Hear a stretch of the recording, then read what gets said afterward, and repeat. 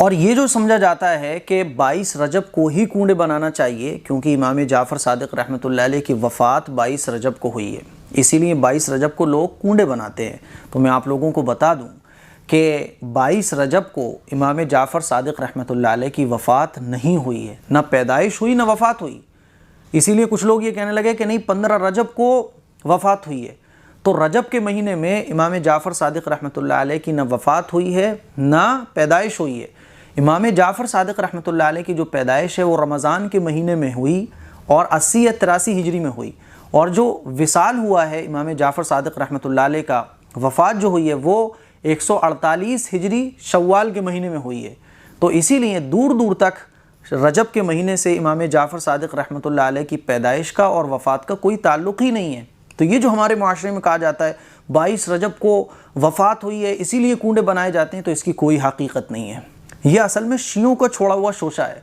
हज़रत अमीर मुआविया रज़ी अल्लाह तआला अन्हु जो साहबी रसूल हैं, तो जो ख़वारिज थे, शिया हज़रात जो थे, जो सहाबा इकराम रिज़वानुल्लाहि तआला अलैहिम अजमाइन को गालियाँ देते हैं, जब हज़रत अमीर मुआविया रज़ी अल्लाह तआला अन्हु की वफ़ात हुई, उनकी वफ़ात 22 रजब को हुई है, तो इन्होंने खुशी में जो है ना, अंदरूनी तौर पर खुशी में ये कूंडे पूरी खीर बनाना शुरू कर दी और ख़ुशी में ये लोग खाते थे।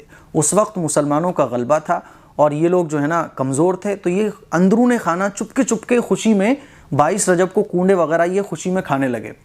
जब मुसलमानों को पता चला, डरते ये इस वजह से थे कि मुसलमानों को पता चलेगा कि हम अमीर मुआविया रज़ी अल्लाह तआला अन्हु की वफ़ात पर खुशी के तौर पर ये मिठाइयाँ तकसीम करते हैं, खाते हैं, तो इसीलिए चुपके चुपके करते थे, क्योंकि वरना कुटेंगे ये लोग।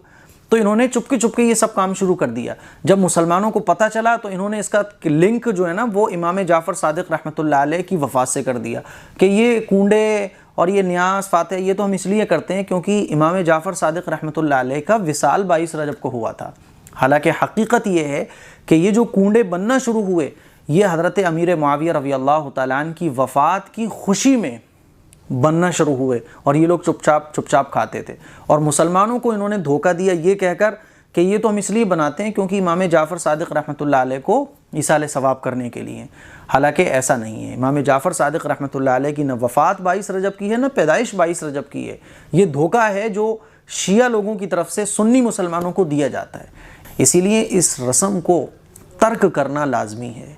शिया हज़रात की मुवाफ़क़त 22 रजब में वो भी मना रहे हैं, हम भी मना रहे हैं, तो ये बिल्कुल गलत है। शियों के साथ मुशाबहत है, शियों के जैसा काम करना लाजमी आता है, इसलिए इस रस्म को छोड़ना लाजमी है। ईसाले सवाब करना है, ईसाले सवाब आप किसी भी दिन कर सकते हैं, किसी भी चीज़ से कर सकते हैं और जैसे चाहे वैसा कर सकते हैं। इसमें इतने तकल्लुफ़ात कि इसी टाइप से बनेंगी, इसी टाइम बनेंगी और फातिहा इस तरह से होगी, फिर लोगों को बुलाया जाता है, ये तमाम तरह की जो चीज़ें हैं ये बिदआत हैं, खुराफात हैं। दीन इस्लाम में इसका कोई तसव्वुर नहीं है। तो मुझे उम्मीद है ये मसला आपके क्लियर हो गया होगा। ईसाले सवाब हमें करना चाहिए और फातिहा का मकसद भी यही है, ईसाले सवाब।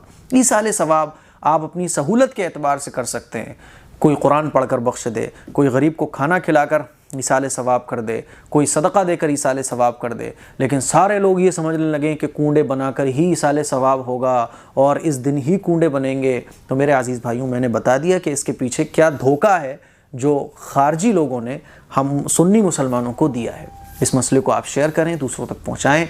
अस्सलामु अलैकुम व रहमतुल्लाहि व बरकातुहू।